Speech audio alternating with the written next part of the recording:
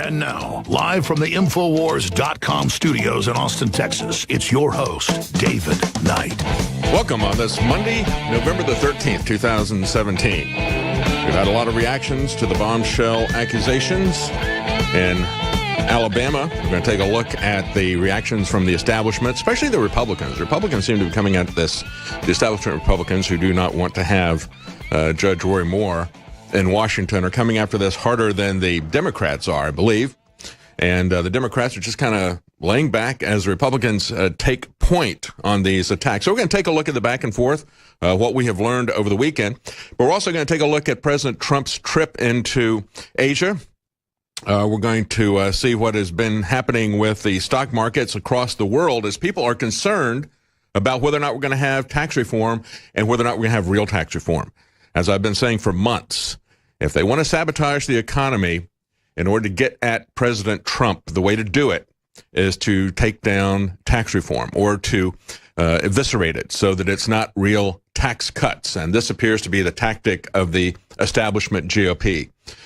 And if this happens, we have had a big expectation of regulations cut, taxes cut, both in the U.S. stock market and the worldwide stock market. If this happens, this is going to be a massive pin that is going to burst the bubble of expectations. We have also had earth-shattering. There's been an earthquake, of course, on the Iran-Iraq border, but I think that that pales in comparison to the political earthquake. Yes, I know a lot of lives were lost in that earthquake in Iran and Iraq, but I think a lot of lives are going to be lost as we see the shifting fault lines in the Middle East as we are being pushed into war by the Saudis against Iran and Lebanon. Both the Saudis and the Israelis want to have a war with Iran. And of course, this is something that's been on the books for a very long time. Wesley Clark talked about how there was a set number of, and even talked about the order of the nations that they were going to go after. Even though they have lost, it appears, at least for the time being, in Syria, the forces of regime change, the forces that want to have a greater consolidation throughout the Middle East are still on the move. And I believe that that is what's behind the moves in Saudi Arabia. If you're not worried about this, you don't know what's going on. And so we're going to try to tell you what is happening here. It is a very tricky thing. Quite frankly, I think it is a lot more dangerous than what's going on in North Korea. We can look at North Korea. We can understand that likely North Korea is being used by China for leverage in terms of trade talks with us. But this is something that could, the situation with Saudi Arabia, Israeli, going after Lebanon, going after Iran, this is something that could percolate throughout the entire Mideast. And it also has a big effect on our U.S. dollar. That's one of the reasons that Bitcoin is going up so much. And of course, it crashed by 30% over the weekend. We'll see how quickly it recovers that, because we have seen a similar thing happen with some comments from Jamie Dimon and others. It lost about a quarter of its price. It went from 4,000 to 3,000 at one point, but within 5 days or less, it had recouped back to the level that it was before those comments. So the question is whether or not Bitcoin is a genuine bubble or whether it is built upon the expectations of the fragility of the U.S. dollar. That is what we're going to be looking at. Meanwhile, we have world stocks lower on U.S. tax reform uncertainty as we look at the tax reform gradually moving its way through Congress and whether or not they are going to extend the tax cuts on corporations. We have the highest corporate taxes in the world. The Washington Post, typical fake news, came out and said there was something like 1,300 lies of President Trump in the first 10 months of his administration. Even left-leaning PolitiFact went through and said, actually, that's not true. About 70% of those accusations by the Washington Post are lies. So who's the bigger liar? The Washington Post that says that Trump had 1,300 lies, or the Washington, and then you find out that their statements are 70% lies. And actually, the kind of stuff that they're talking about, which is what made me think about this, was the fact that they said Trump lied when he said we have the highest taxes. We have the highest corporate taxes. He was on Twitter. Welcome back. I'm David Knight on this Monday, November 13th, 2017. As I said at the top of the hour, world stocks are lower as we have U.S. tax reform uncertainty. And as we look at tax reform, And let's take a quick look at this. Mitch McConnell is out there saying that, well, the middle class may see a tax hike. No, Mitch, that's why you've got to go. We don't have tax reform from Republicans that brings us tax hikes. It's very interesting as we look at this over the last week or so, that the narrative that has come out by the establishment media, and guess who led this narrative? It was the Washington Post 6 days ago. And then you had all the other establishment media like Reuters, CNBC, NPR, Time Magazine, all picking it up last Friday. But it was about a week ago that Washington Post came out and said, hey, the Congressional Budget Office says that we are going to have the deficit go up by $1.5 trillion over the next 10 years if we pass these tax cuts. Let's put that in perspective. If you look at a graph of what has happened with the national debt under Obama's administration, go back to 2009, $10.6 trillion. Where was it in 2017? $19.9 trillion. You remember that they've been jumping this thing anywhere from $1 trillion to $1.5 trillion per year under Obama. We were talking about that. We were saying this is unsustainable. We cannot continue to do this. And yet, did you hear any complaints from the Washington Post as Obama was spending us into oblivion, increasing the national debt every year by $1 trillion or more? No, you didn't hear anything from the Washington Post, from CNBC, from NPR, from Time, from Reuters. They weren't worried about that.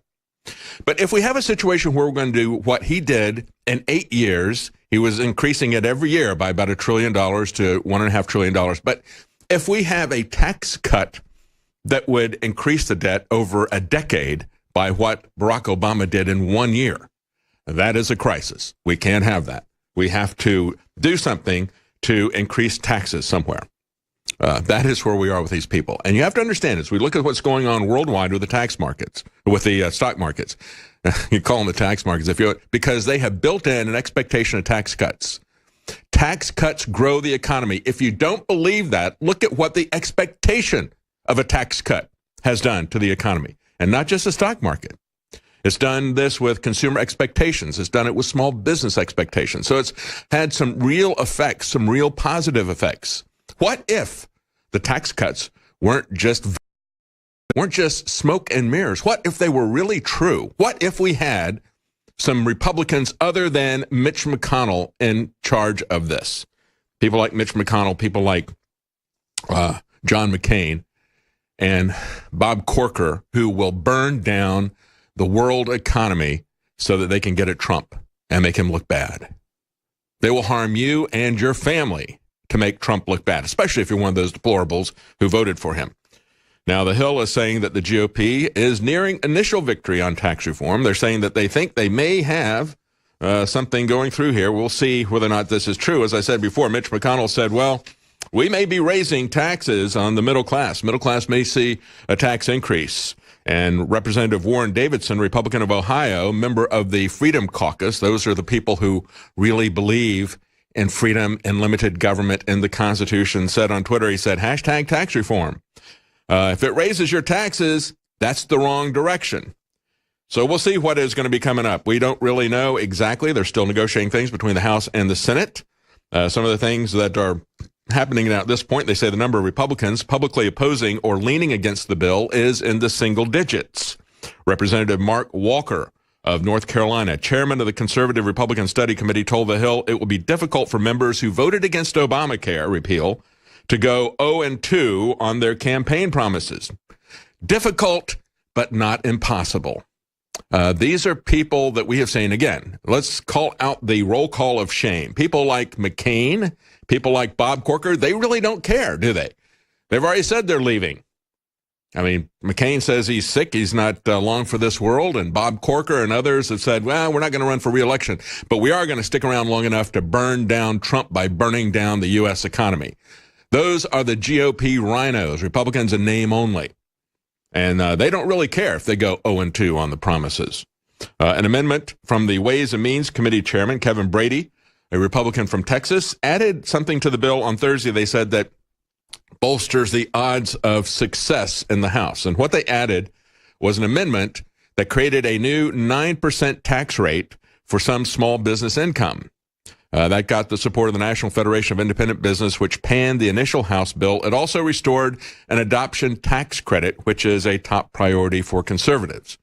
That is something that has been on in the past, and it disappears. Try to incentivize and make it easier for people to adopt children, to get them out of institutions. And that is a tax credit, not a deduction. So that is something that's very important. However, when we look at this, and again, for small businesses, putting in a 9% tax rate, we have to understand that taxes on businesses, especially on small businesses, you can either send that money to Washington and have them spend it on themselves and maybe dole a little bit of it back to you as if you were a kid on an allowance, or you can leave it in your community.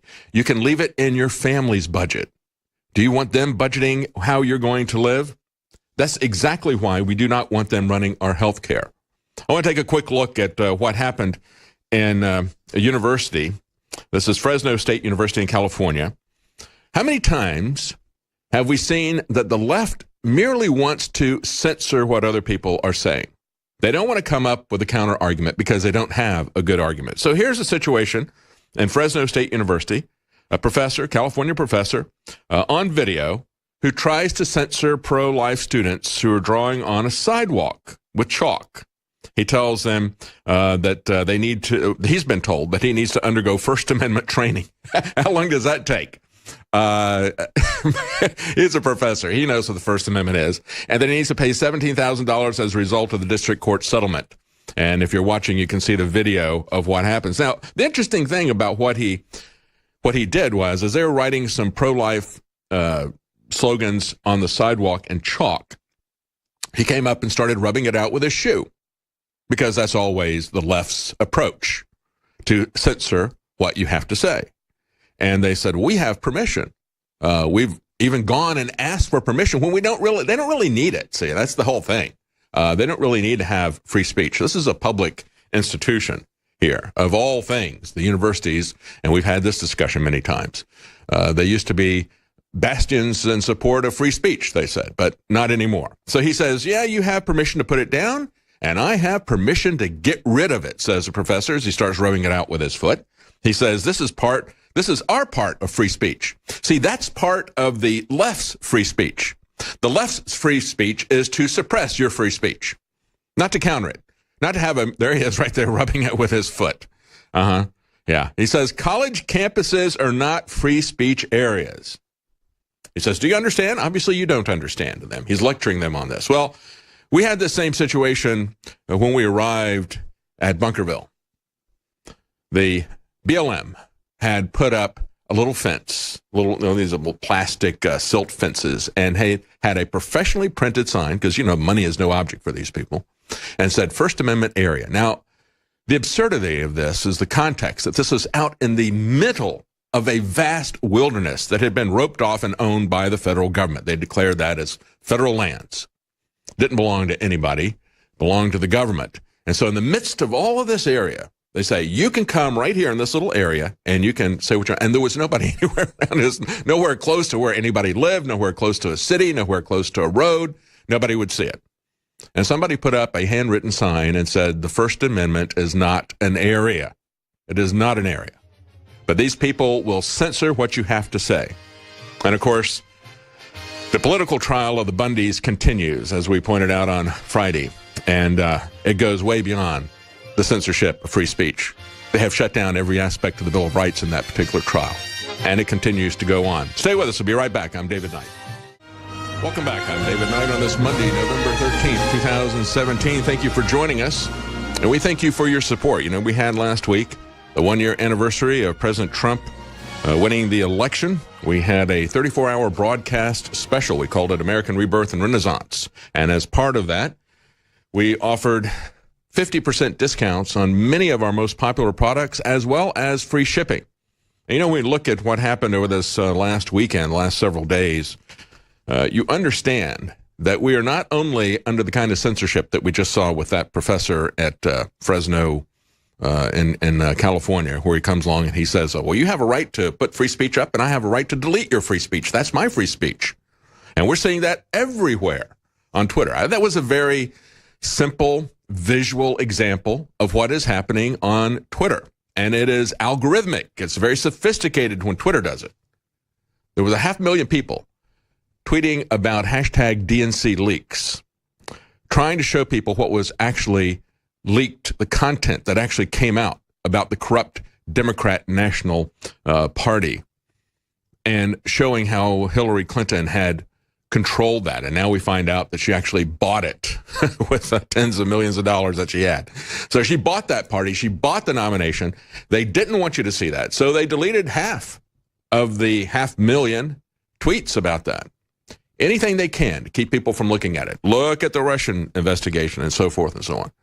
And so there is a very sophisticated algorithmic censorship that is going on. But there's also economic censorship. And you can see it this last weekend as you had sponsors say, well, we're going to pull our sponsorship from Sean Hannity's show, Keurig, the coffee manufacturer. And so now you got people smashing their coffee machines. There's a way that you can stand up for free speech, and there's a way that you can support Infowars, and that's with the products that we sell to support your health, to support the health of your family. And so right now we have this sale that began with the commemoration of President Trump's election. And here are some of the items that are 50% off with free shipping. Super Male and Super Female Vitality, both 50% off with free shipping. Biome Defense 50, that's our probiotic formula. Again, if you don't have good gut health, and if you're sick and you take antibiotics, that's going to kill your probiotics, your good bacteria that you need in your gut. And so this is a way to restore that. 50% off Biome Defense. Also, 50% off all apparel. That is T-shirts, caps, that sort of thing. Vitamin Mineral Fusion Drink Mix. 50% off with free shipping. A great way to get your baseline vitamins and minerals without taking a lot of pills. Secret 12, our vitamin B12 formula, 50% off with free shipping. Super Blue Fluoride-Free Mouthwash, 50% off with free shipping. We take out the fluoride. We put in things like colloidal, or rather nano silver, and iodine, things that are going to fight bacteria in your mouth. So this is a great special that we have going on. Take a look at the items that we have there. There's other things that are on sale. Look at what people have said in the third-party reviews that are we have on our site.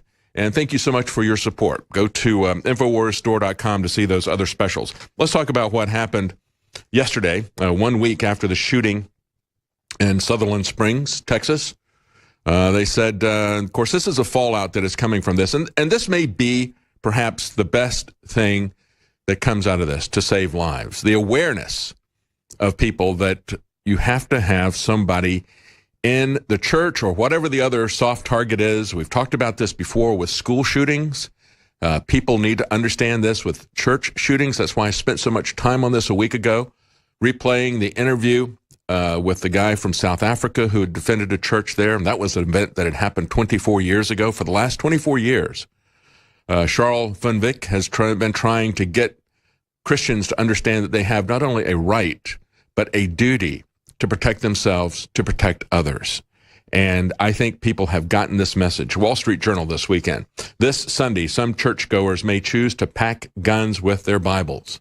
Again, I talked to an Episcopal bishop, I think it was on Friday, also talking about how he had always carried, but would not carry in church. And he said, yeah, I just have to get my head around that. But people are coming to that awareness that this is something that needs to be done. Meanwhile, there was a commemorative service at the site of the church. That church has been hit with so many bullets that people said, well, it's going to have to be substantially rebuilt. They have decided not to rebuild that. They're going to demolish it, and they're going to rebuild a church building elsewhere for the church. They're going to turn it into a memorial garden. Here's part of what was said at the commemoration ceremony. Do you forgive the shooter? Yes, and to be quite honest, I am more angry with the systems around than I am the shooter. He's more angry with the systems around than he is with the shooter. And I think by that what he means is we've seen the failure of the system to keep this guy in prison. I mean, you can talk about the failure to put him on a database, but what about the failure to keep him incarcerated?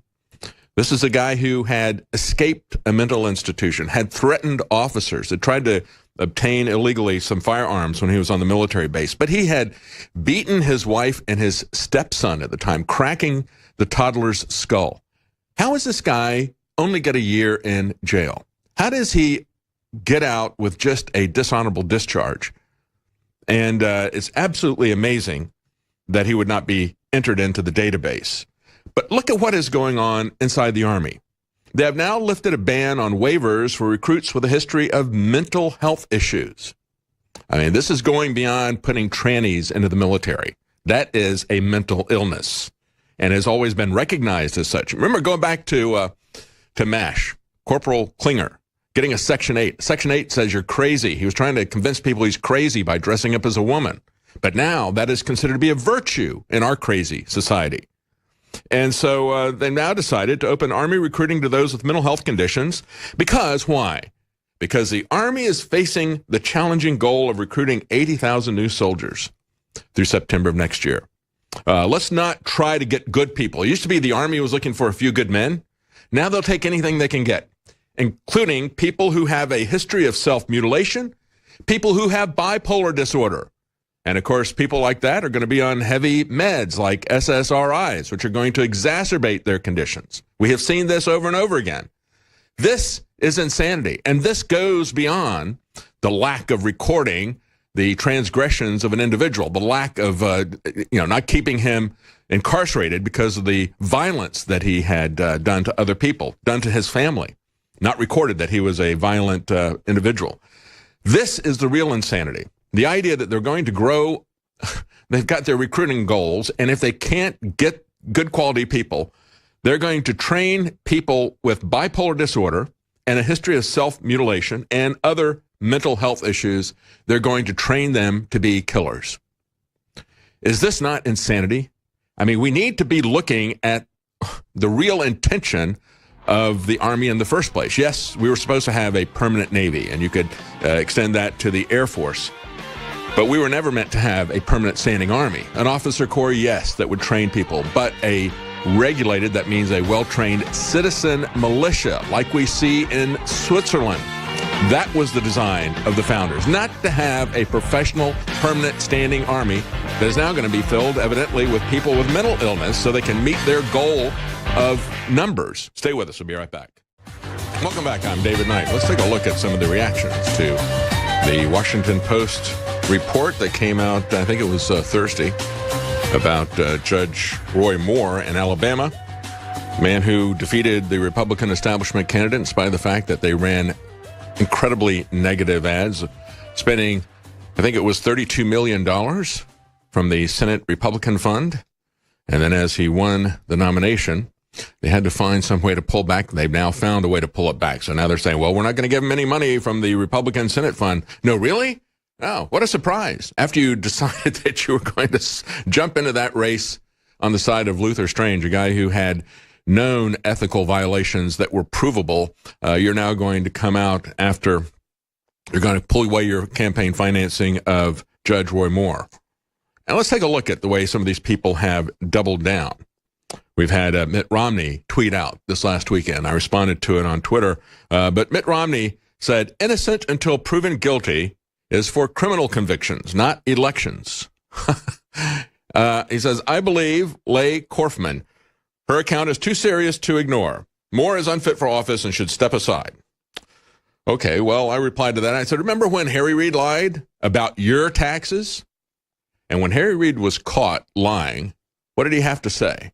He didn't say, well, I'm sorry, I was mistaken. Yes, we look at this, but who knew at the time? No, he just looked the reporter in the eye after he'd lied about Mitt Romney. He said Mitt Romney didn't pay taxes.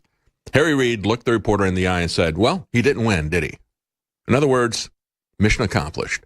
I don't really care whether I lie about somebody else. So this is the environment that Mitt Romney says, well, innocent until proven guilty is just for criminal convictions. It doesn't apply in politics. Well, I think, when we look at this, I think in politics, you ought to be very skeptical. You ought to be skeptical of the source. When you look at some source, like the Washington Post, that has gone to every extent to libel, and I mean that they put it in print, folks, it's libel, to libel Judge Roy Moore and the foundation that he was associated with, saying that the foundation had paid him money and that it was not reported properly by them or by Roy Moore.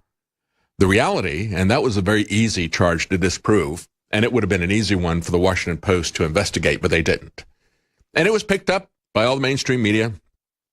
I remember the day that I got in the car to drive home, and local news radio, talk radio here in Austin, which is very anti-Trump, anti-conservative.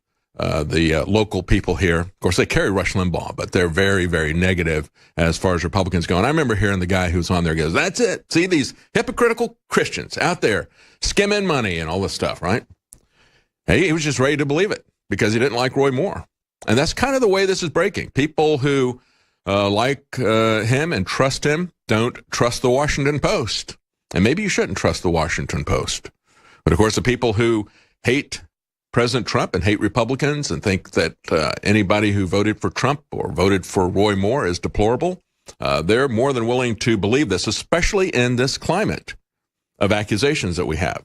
Now, understand, this climate of accusations that we have is mostly coming out of corrupt Hollywood. Hollywood has been corrupt, folks, going back to silent pictures. It was a nonstop orgy back in the 1920s. It's one of the reasons that they created the MPAA. Washington said, either you regulate yourself or we'll regulate you. And so then they came up with some very strict rules about what could and could not be done. And it was a studio system. And so the studios were able to enforce those rules. But then as we started getting away from the studio system in the 60s and 70s, they started doing as they wished, which was basically putting their lifestyle on film and making it the lifestyle of America. And that's what's come out. So as we look at what's coming out of Hollywood and Harveywood, I guess we should call it, it's not really a surprise to see it from those people. But it is very inconsistent with what we have seen from Roy Moore. And I would say it's those internal inconsistencies for me, more than the fact that I support Roy Moore.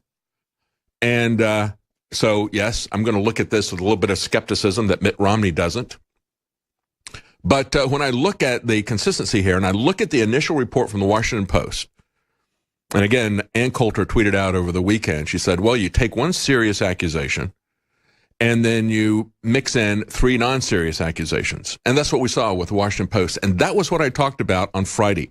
And I said, that to me showed me that they were reaching, that they were trying to expand this, because you've got one serious allegation of a 14-year-old, and then you've got 3 women who say, well, you know, we were 16, 17, 18, 19, whatever.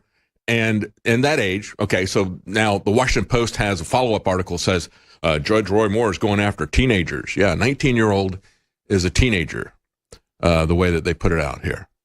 But whether or not that was true, none of them alleged any inappropriate conduct.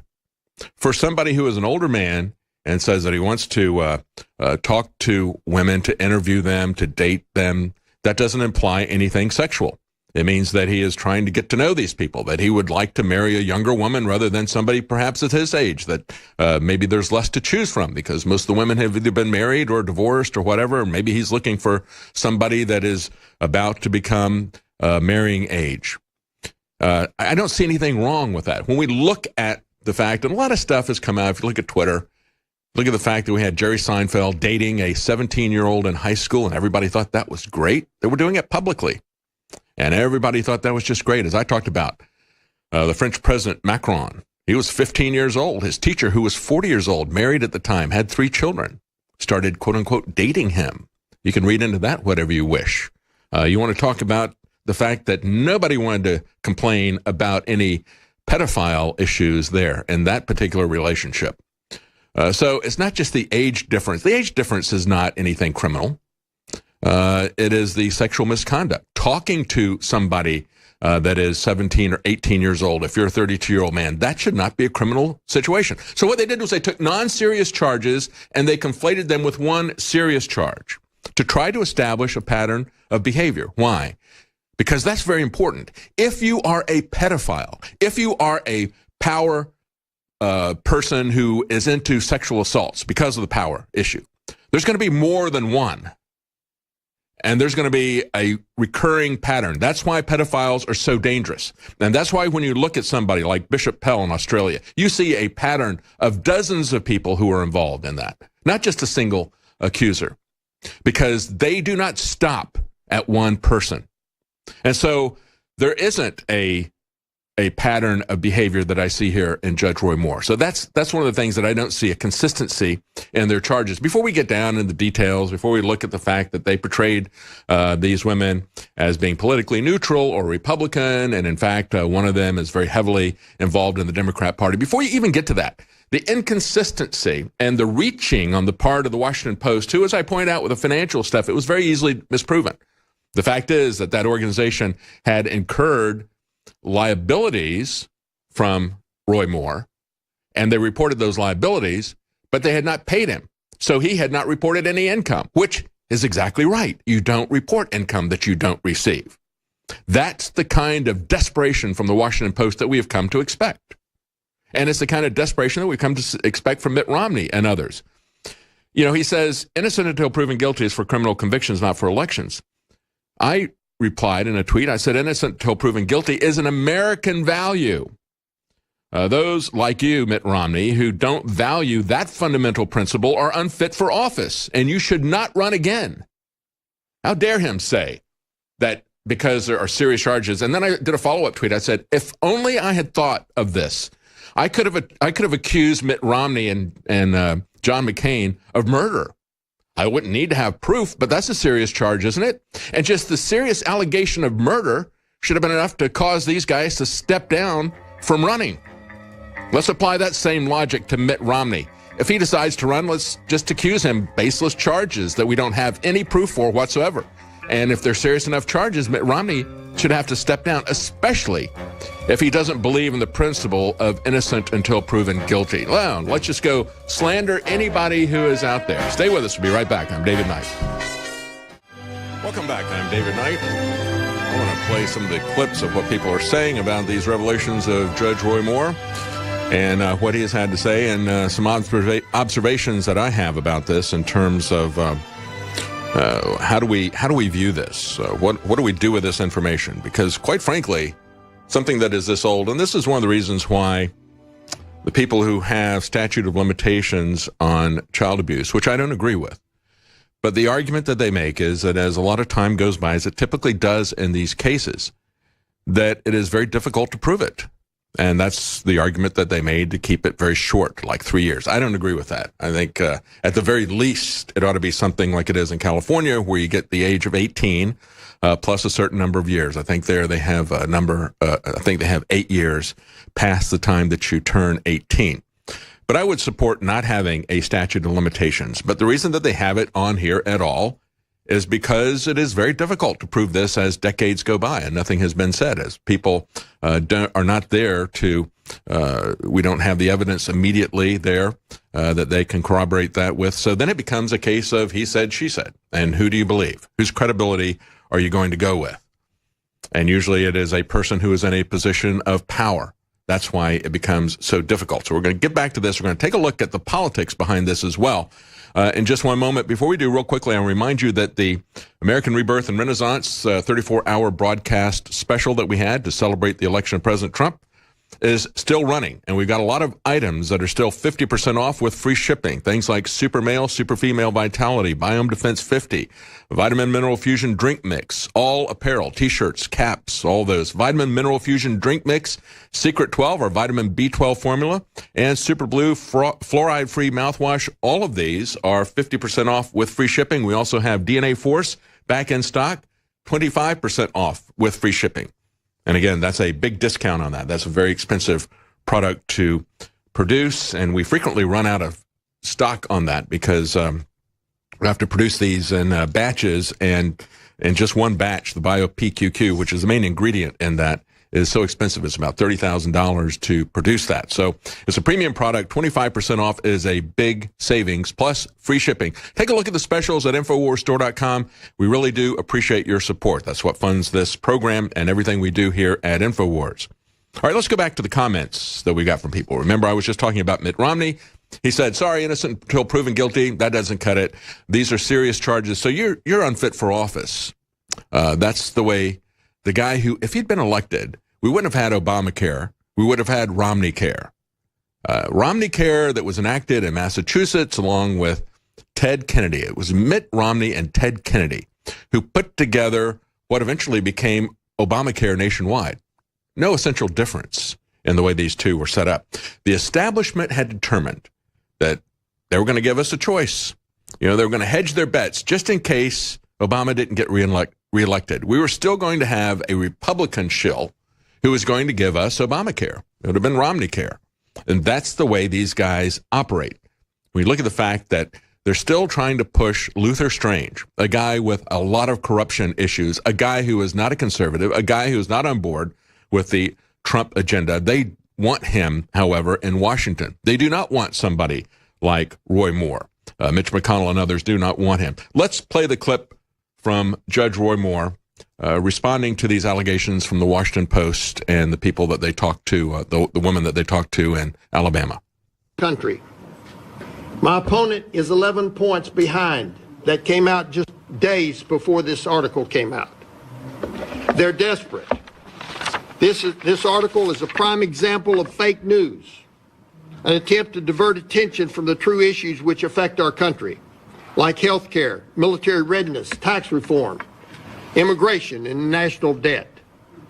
We do not intend to let the Democrats or the established Republicans or anybody else behind this story stop this campaign. There are investigations going on. In the next few days, there will be revelations about the motivations and the content of this article. They will be brought to the public. And again, understand that as we look at the response from the Republicans, one of the things that they did was to pull any funding from him for the Republican Senate fund. They had already spent $30 million. Think about that. $30 million. It was just back in the 2000 elections between Bush and Al Gore that Al Gore was saying that Bush bought the election because he spent over $100 million. Now the Senate, the Republican senators are spending $30 million to defeat Roy Moore in a primary. They really don't want him in Washington. And here's a list of the Republicans calling for him to step down. Now, interestingly enough, if you look at this list that was put together by Washington Examiner, all of them will add the caveat, if these are true. If these are true. If true, then his candidacy is not sustainable. If true, he should step down, except for people like Mitt Romney and John McCain.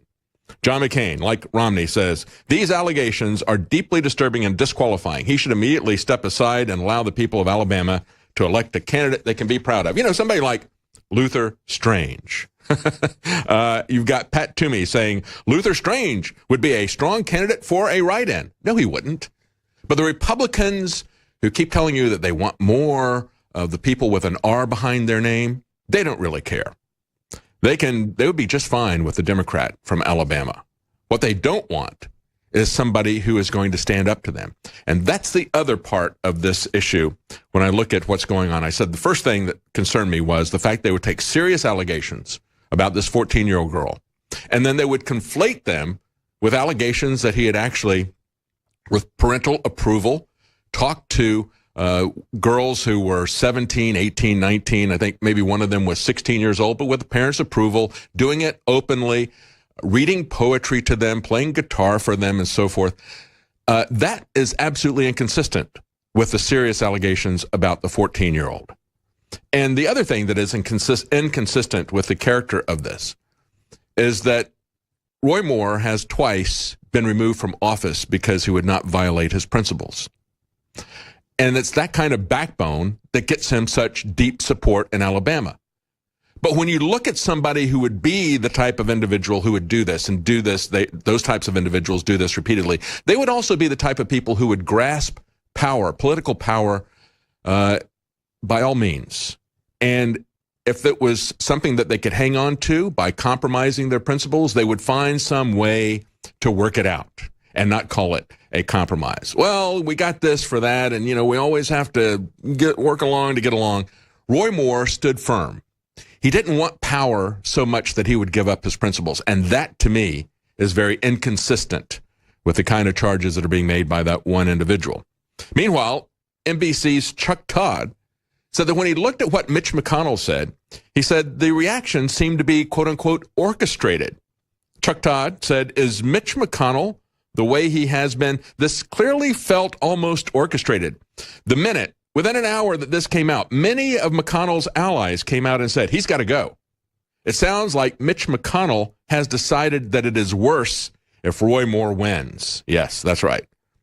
That's what the people at NBC News said. And that's what I see. When I see people like Mitt Romney and John McCain immediately shooting from the hip and saying, this is serious allegations, got to go, whether or not they know that it's real. Seeing that they pull back their money that they never wanted to spend any on behalf of Roy Moore after spending over $30 million to defeat him in the primaries, they were looking for a reason to get out. Here's what John Kasich had to say.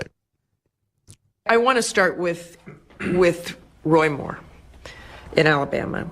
You have said his actions, the actions described, make him unfit for office. So you believe those accusers? Look, you have some corroboration, and we're not talking now about convicting somebody of some criminal offense. It's just really a matter as to whether he ought to be the candidate, the standard bearer of the Republican Party. And I just think he shouldn't be, and I hope that the people of Alabama, the party officials, will look at it again. But this is not about, Obama or left wing. I just don't believe that it is, and I'm saddened by it. I mean, I'm the father of two twin daughters, and I just think it's inappropriate, and I would like it if he stepped aside. But you also tweeted that the GOP must not support him. Yeah, I don't think they should. I mean, I think he should step aside on this. He can continue to defend himself, but I think who, when he had absolutely no chance of winning, stayed in and said, we need to have some kind of a brokered convention. And even though he hadn't won any primaries, he was going to stay in there and try to take Trump down. Can you imagine? You have to understand, this is the GOP establishment, and it is no different from the Democrat establishment. So, let's see where it goes. But let's see where it goes. All right, we got to take a break, and that's that's where these guys are. These are the guys that you trust, right? Mitt Romney, John McCain, John Kasich. You look at those guys who will do anything for power, and then you look at Judge Roy Moore, who will do anything for principle. I think it's pretty clear to me who's telling the truth. Stay with us. We'll be right back. I'm David Knight.